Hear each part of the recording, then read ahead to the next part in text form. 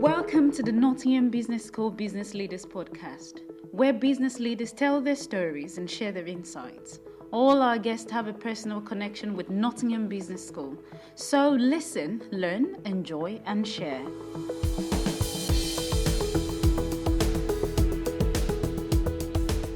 Welcome to another episode of the Nottingham Business School's Business Leaders Podcast with me, Mike Sassy. My guest today is Air Chief Marshal Sir Andrew Pulford, who served for almost 4 decades in the Royal Air Force, rising to become Chief of the Air Staff, the professional head of the RAF. Sir Andrew led the services through some of their most complex modern operations in Afghanistan, Iraq, Libya and Syria, while also steering it through a period of profound organisational change. A career helicopter pilot, he commanded on the front line and went on to shape the professional development of thousands of men and women, often leading big teams under extreme pressure, balancing immediate operational demands with long-term reform. Today, he remains a respected voice on defence, leadership and the people who serve in our armed forces. Air Chief Marshal Sir Andrew Pulford, welcome to this episode of the Business Leaders Podcast. Thanks very much, Mike. It all sounds very grand. It does, but it's very good to see you. Thanks for coming in. So, as I said there, you rose through the ranks from helicopter pilot to Chief of the Air Staff. So what, in your view, defines effective leadership at the very top of an organisation? Well, of course, to get to the very top, I had to start at the bottom. And my leadership was really, shaped by leading a crew of an aircraft, in my case, helicopters. And then that grew into a flight, a squadron, a station, a group. So by the time I got to the very top, my leadership skills had been developed. They'd been formed out of experience, good and bad, and shaped by not just the military background, but the Ministry of Defence, operating with civil servants, operating with civilians, running a station with families. So by the time I got to the top, the business I was in was pretty diverse, and hopefully my leadership skills were then ready for that challenge. But the principles of leadership had not changed from the very bottom. Briefing a crew to go flying on an op or a training mission, to shaping, as you said, the Royal Air Force and leading it through challenging times. Clear intent. What are we about? What are we for? What are we doing? And that's the top thing. Absolutely. If people don't know why they're there, then you've got something very wrong. And to me, buying the crewmen into we're going to go and do something in the back of a Wessex, and then 2 of them in the Chinook with your co-pilot, versus getting the Air Force board together and saying, okay, this is what we're going to do with an Air Force. So that clear intent, this is what we're for. And then, of course, achievable goals. You've got to give people things to do that are achievable. If you're offering them something that's overambitious and they can see that, then they're not going to be with you. Achievable goals, and achievable in the sense of having the resources to do it, whether that be money, materials, manpower. They've got to be achievable, and otherwise your credibility's gone. You've got to be a credible leader at the very top. You've got to either break down your ambition into smaller achievable goals, or you've got to phase it, and you've got to then finally, you've got to have that shared purpose. You've got to buy people in to what you're for, the achievable goals that you set out, and they've got to believe in it.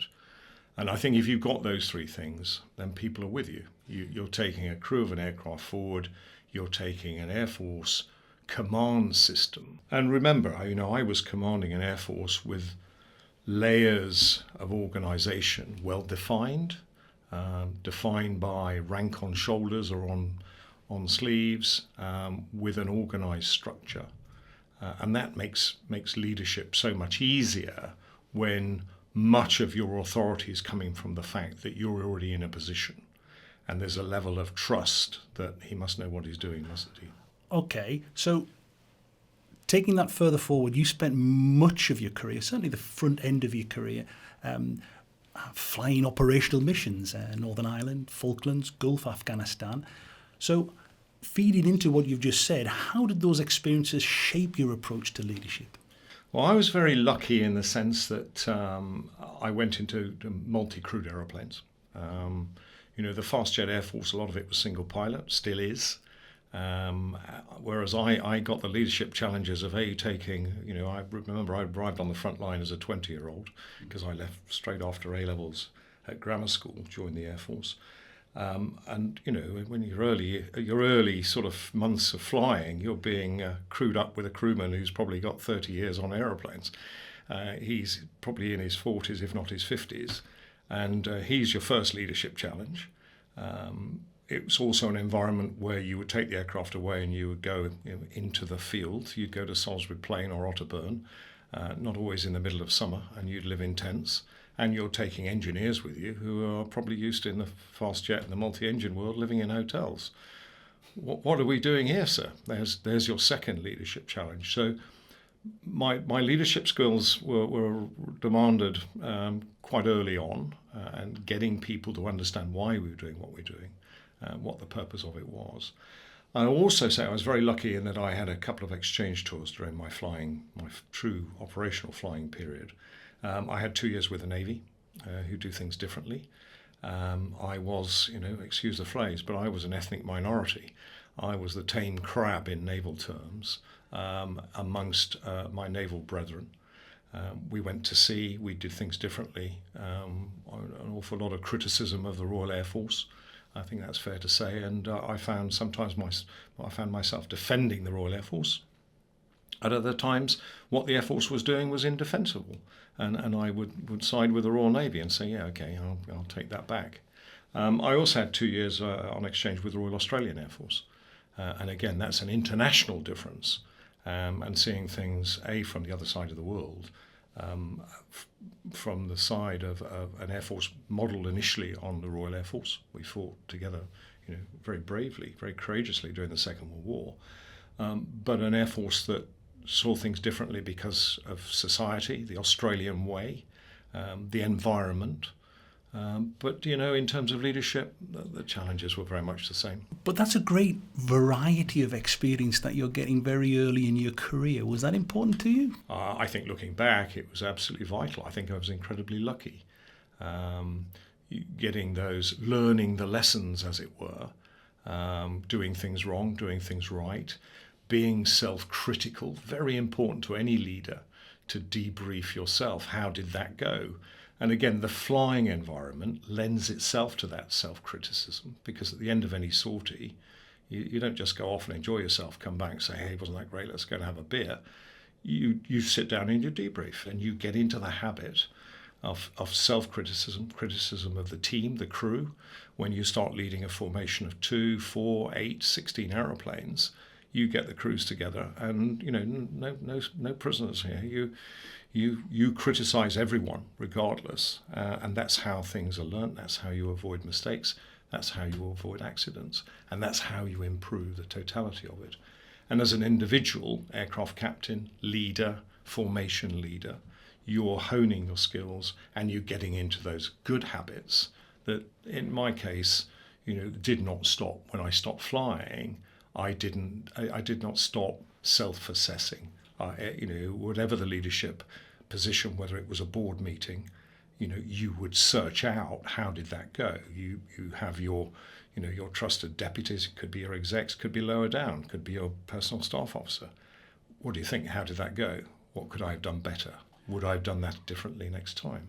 Okay, so you ended up, probably the wrong phrase, but you graduated to commanding the Joint Helicopter Command, and there you were responsible for hundreds of personnel, at the same time responsible for critical operations. So how do you maintain your strategic focus and the human connection in a role of that scale? Yeah, well, let's be right. I did not command the Joint Helicopter Command. I commanded elements of the Joint Helicopter Command on operations. My mistake, sorry. My two-star command was actually 2 Group, which at the time was the big aircraft group. So all the transport aircraft, all the intelligence and surveillance aircraft. So I took all the helicopters to war in 2003, and the 2 group command was at a time of great capital change. 2003, that was? That was the invasion of Iraq. So I was commanding the Chinook wing at Odium, and we combined with the Pumas. Then eventually I took the Royal Navy commando helicopters on board under command, and also elements of the Army Air Corps as well. So that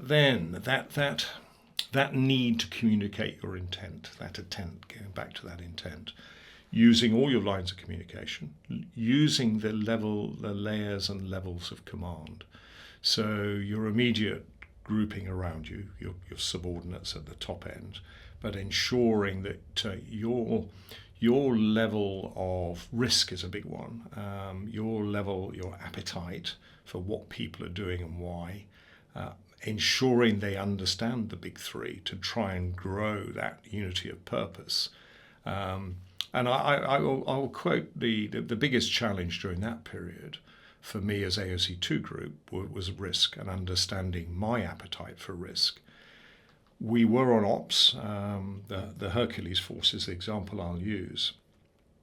A force which had traditionally been sort of on pretty tight lines. They did, like an airline, they'd fly from A to B.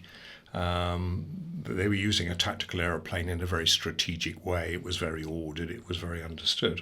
Suddenly, during the noughties, 2003 onwards, Afghanistan and Iraq, they found themselves being used in a very tactical way, what the aeroplane was designed to do. And that meant landing on desert strips, day, night, landing, going into harm's way. And how I got my level of risk of my aeroplanes and my people from my command office to the cockpit of a Hercules was really interesting.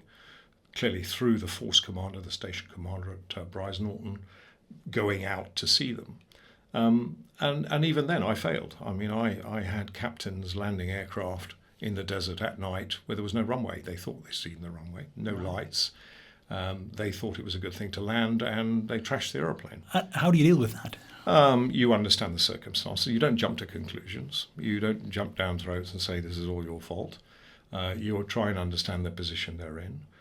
So you gather evidence. You try and understand why they thought that was a good thing to do. And then you correct their mistake. And I think I lost 5 Hercules during my time as AOC2 group. We ended up putting bombs on the wreckage to remove it from the opposition forces' use. And by the end of it, I'd like to think the Hercules force was a much stronger and a much stronger force and in a better position than they had at the start.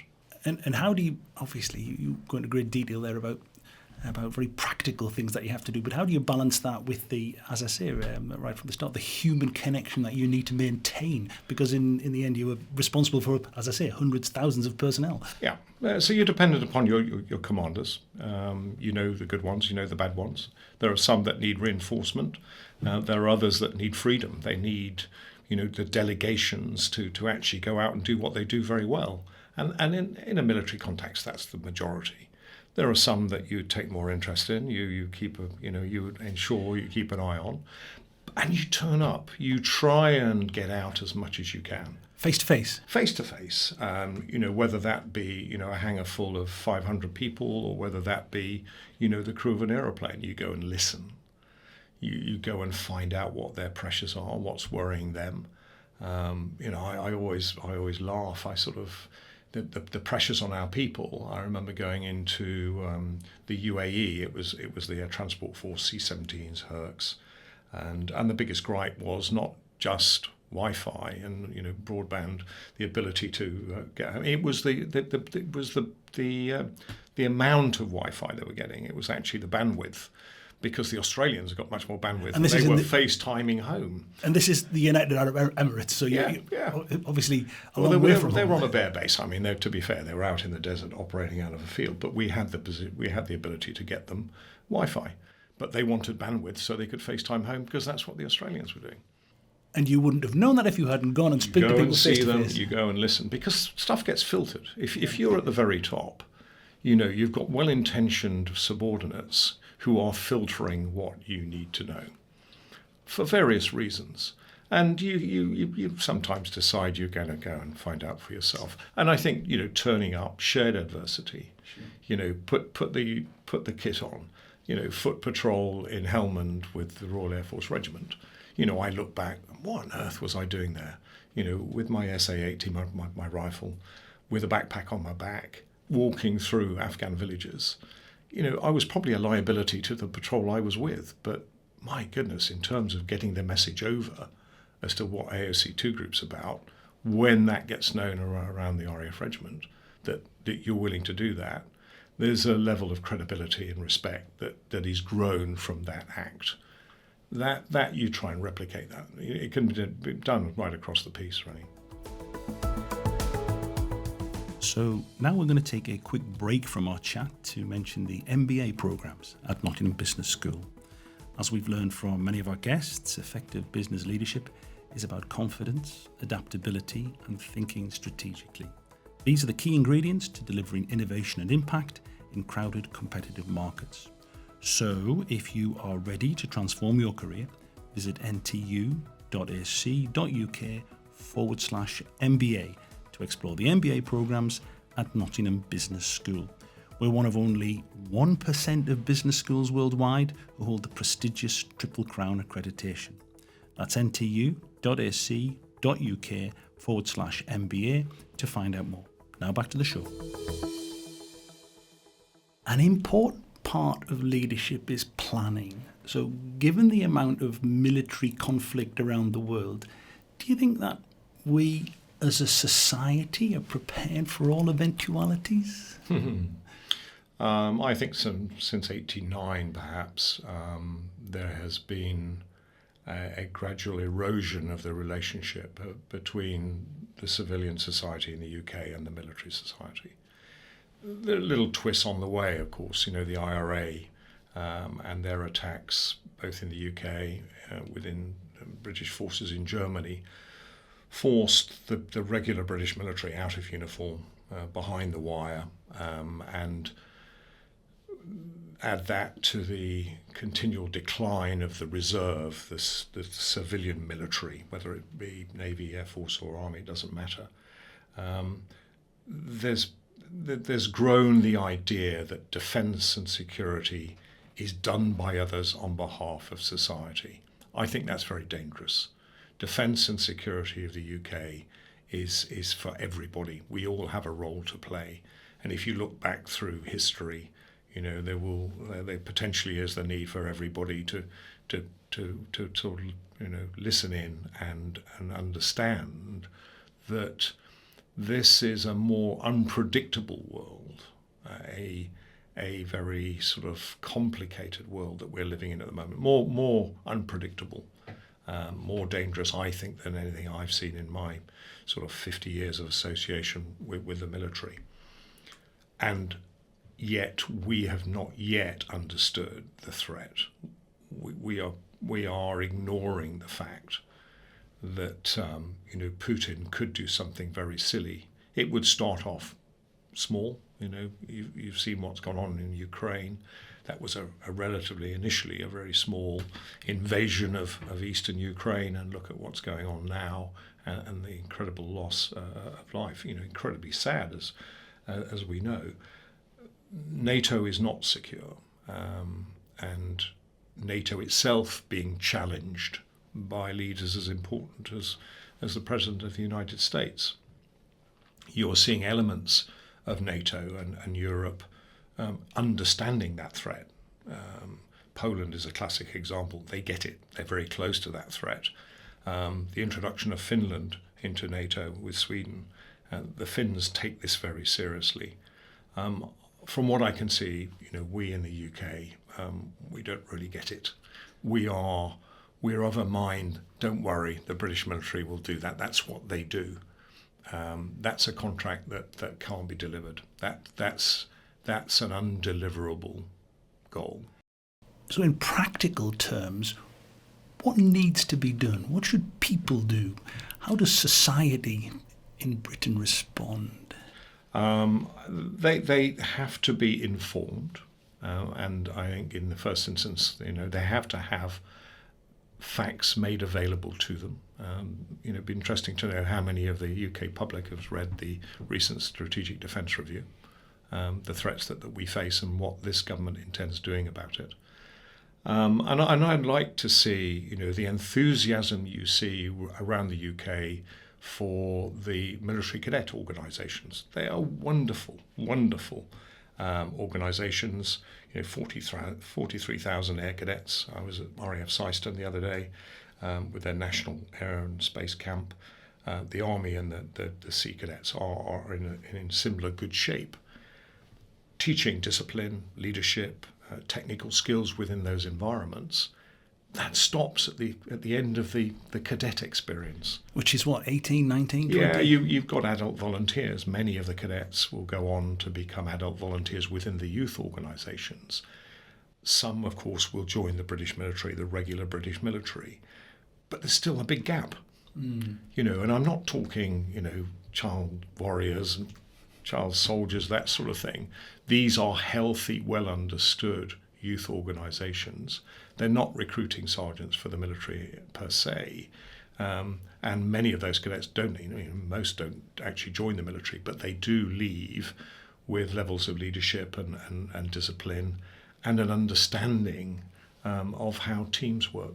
But is there a need for a greater resilience among your average man or woman in the street, or the wider populace? I think resilience is an interesting word, and it was used in the last review.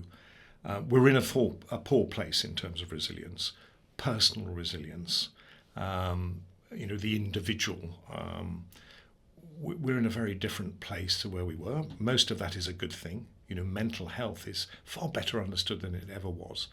The old days of man up and all of that, stiff upper lip, have gone. But do you know what? That sort of led to a level of individual resilience. I'll liken it to, give you the Air Force example. During the 80s, average death rate of aircrew was probably about 20 a year. So we lost 20 aircrew a year.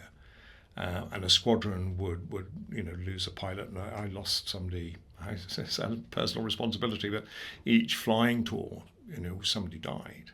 And that builds a sort of level of personal resilience and organisational resilience around death. Thankfully, the death rate of aircrew in the British military is tiny. I think one last year, and that was a Spitfire. The aircraft are very reliable, and the training regimes are well managed. But the individuals have lost the ability to deal with death, and yet death is all around us. And you see, a footballer dies in a road accident in Spain. There are people seeking help to deal with it. Well, great that they're seeking help, but why do they need help in the first place? Right. Where's that personal resilience? And then broader resilience, and that's societal resilience. How we as a nation deal with a threat, how we ensure that we've got the depth of capability within the British military to endure over time. Because if we do find ourselves, facing serious threat in Europe from, let's say, Russia, how do we deal with that? How are our civilian inter-military structures going to cope with that requirement for resilience? Right. Is there one thing that needs to change, do you think? Not one thing. This is broader than that. This is a broader challenge, and while the political debate is at the moment, what's the number one? Probably due to Mr. Farage over the last few days, it's illegal migrants coming across the channel. Today, I think it's probably the cost of energy and prices going up.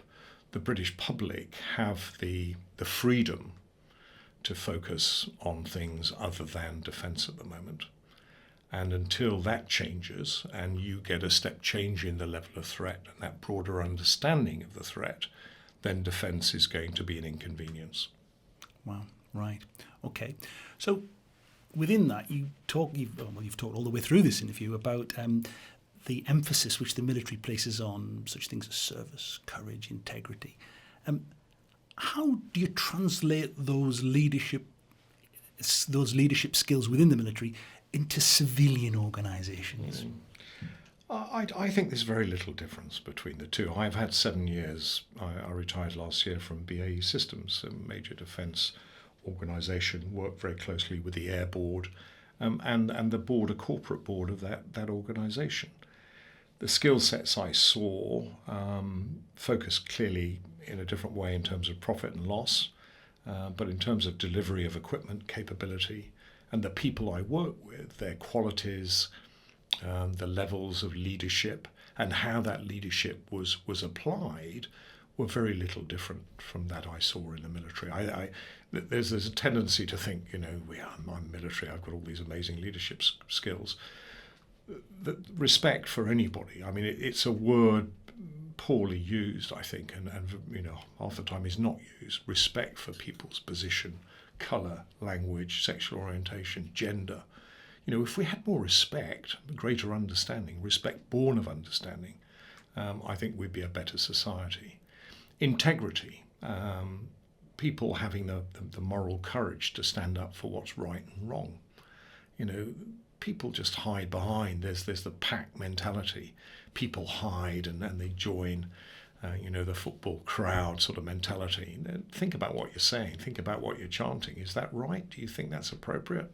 Well, everybody else is doing it. Well, that doesn't mean to say it's right. Have the moral courage to stand up. Service, we're a very selfish country at the moment. I think we're not community driven like we were. I live out in the Vale of Belvoir, a small village, trying to get people to stand up onto the parish council to represent the people. Very difficult. People are not willing to take responsibility. Oh, somebody else will sort that. So service is long gone, and we've got to resurrect that. We've got to understand that we have a duty, to stand up and represent those who can't stand up for themselves. And the other word is because I really like this, rise. You need an E on the end of RINS, and it's excellence. Right. We've had too many years of being satisfied with second best. What's wrong with excellence? What's wrong with striving to the best you can possibly be? And that doesn't matter whether it's in the military or in the civilian world. Okay. Strive for excellence. So there are great parallels. Okay. So with the benefit of hindsight, I don't want to retire you too early, but with the benefit of hindsight, looking back on your career, is there a decision or a leadership moment in which I see you're laughing already, that you might approach differently? You could see that coming, couldn't you? Yeah, I think there is. There's one thing. Was I a good leader? I hope I was. And judging on some of the feedback that you go searching for, yes, I think I did okay. I think toxic leadership is something that needs to be understood. It's not talked about very often. And that's when your desire to be the best actually leads you to work against fellows. I'm not proud of it, but I had a flight when I was on a Chinook squadron. I wanted it to be the best flight, to the extent that I, was clearly, when I look back, working against my fellow flight commanders and their flights. That's counterproductive. That's toxic leadership. That's actually using your position, and arguably the people around you in a counterproductive way in terms of the overall delivery of what the squadron was about. I would definitely change that. I would go back and look at that and go, you were totally out of order. Well, wait a minute. For that period. How did that end? It ended with me being promoted out of the flight commander job into the second in command of the squadron. Right. However, which is a bad, on reflection, a bad thing. I mean, fortunately, I look back and realised what I was doing. It wasn't toxic enough to have been counterproductive to the point of somebody else noticing. But I'm not proud of it. I knew I was doing it, and on reflection, I would definitely have done it a different way. Okay, so that might feed into this next question. What advice would you give to young professionals about managing their own failures and their resilience? Yeah, Well, it happens. Nobody is perfect. Take every opportunity to take on responsibility. Understand your own limitations. Certainly look to build a good team around you. You know, autocratic leaders don't work. You know, history tells us that. Understand your own weaknesses. Although history is showing that there are a considerable number of autocratic leaders around. And they're not good. They're corrosive, they're destructive, and you know, they change in their own image, and that's not healthy. So you have to build a good team around you, know the strengths and weaknesses, and not just the people around you, but yourself. Be self-critical. Be self-critical before you start. What am I good at? What am I not? How can I work? Delegate and mentor the people around you. Make sure they understand why you're making the decisions you're making, and look to grow people. And that, of course, will then reflect on you, not for you to then own it, but actually, you know, to represent the team in an appropriate way. Somebody has to sit at the top. Somebody has to guide, direct, deliver that intent. But you do that as a team, and you thank the team, and you ensure that the team are actually appreciated as a team, not just as yourself as the leader. So, finally, reflecting on your career, what would you like your legacy to be? Yeah, it's you look back. I was asked that by a retired Air Marshal before I started. What at the end of my time as Chief of the Air Staff would I want to be remembered for? And I think it was clearly delivery. You're going to command a military force. You want it to deliver. You want to do what is asked. You want it to be shaped, ready for the future. You want it to be, you know, light on its feet, responsive, and able to react, and also, you know, healthy for the longer term. But you also want it to be, you know, any environment, any organisation you're responsible for. You want people to be having fun. Okay, not all the time. There are pretty bad times. You can imagine in my career, there have been some pretty desperate times. But overall, you want people to be enjoying being part of the organisation you're leading. You've got to provide the space for fun. Fun is not a sort of luxury. It's got to be a given. And if you can spend time getting the job done within the resources you're given, building for the future, and the people around you are having fun and are clearly seen to be having fun, you're probably getting it about right. Goodness, I'd say amen to that. Air Chief Marshal Sir Andrew Pulford, thanks very much for being our guest for this episode of the Business Leaders Podcast. Thank you. If you enjoyed this episode of the Nottingham Business School's Business Leaders Podcast with Sir Andrew Pulford, KCB, CBE, why not listen to previous episodes with the former Chief Executive of the Financial Ombudsman Service, Caroline Wyman, the former European Vice President of Toyota, Marvin Cook, OBE, or the President of the RAF Association, Sir Baz North, KCB, OBE. This episode of the Nottingham Business School's Business Leaders Podcast was produced by Russell Bingley and presented by Mike Sassy.